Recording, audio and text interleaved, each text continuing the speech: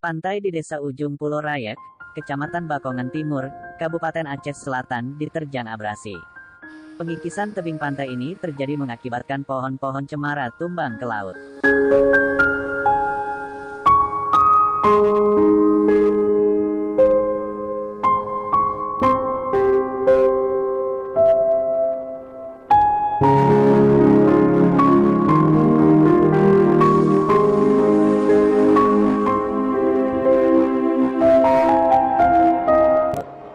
Warga desa Ujung Pulau Rayek, Muhammad Yatim mengatakan, abrasi pantai ini akibat pelabuhan transit baru Beji Besi yang telah mengkeruk pasir.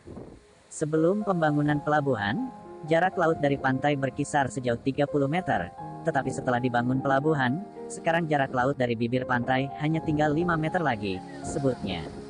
Ia juga menyebut abrasi yang kian parah ini dikhawatirkan akan mengganggu perekonomian masyarakat yang berusaha di bibir pantai.